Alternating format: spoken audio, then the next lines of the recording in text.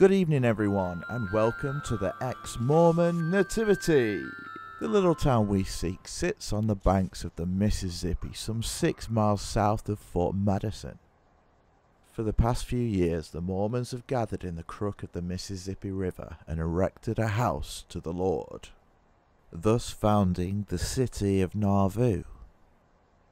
It is here that we find the prophet Joseph, relaxing in the mansion house, taking in an episode of his favourite television show.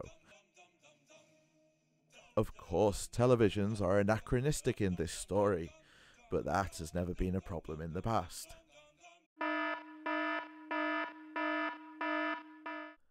Oh, lucky us, we get to witness the revelatory process firsthand, as Joseph receives a message from the Lord. And what glad tidings are these? A baby is to be born, a successor? Slight snafu for our Joe, for the Lord did not reveal to which wife this baby would be born. There went out a secret, not so secret, decree to all of Joseph's wives to repair to the mansion house snug to be counted. And so atop their noble steeds the wives did begin to gather. Meanwhile, in the temple not far away, Brigham gathers his spies, Oliver, David, and Martin. "What news do you carry of this decree?" Brigham asked. Nervously, Oliver replies, Well, the word is, a child is born to a virgin. The child will be the Son of God and heir to Joseph's throne." Brigham stood back askance. "Go now and witness this birth. Bring me word of its truthfulness that I may take action at a later date." In the woods just outside of Nauvoo, we find Christian, Jacob, Peter, John, Hiram, Joseph and Sam playing with themselves. It is here that an angel of the Lord with an flaming sword appeared unto them to bring glad tidings of this child that would be born. "Hello, boys. My name is the angel Gabriel.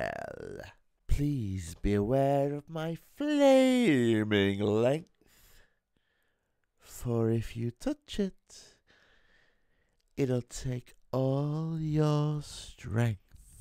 Oh, darlings, please listen carefully. I will say this only once. A baby is to be born. He will be wonderful.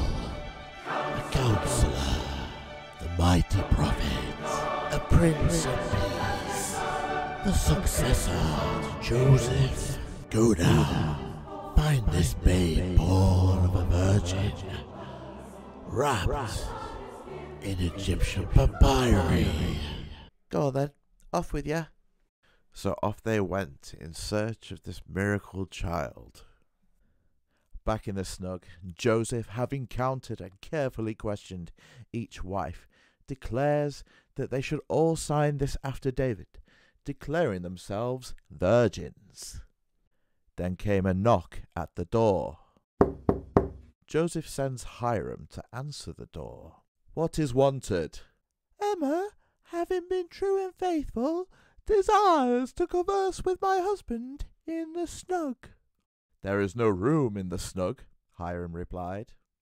Hearing Emma's voice, Joseph rushed to the door to hold it shut, while the other wives exited through the back door. Upon returning to the snug, Joseph and Emma take in the scene of a mother and child in swaddling clothes.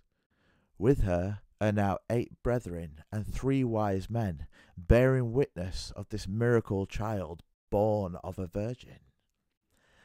"Let us see the child, young Helen," Emma said.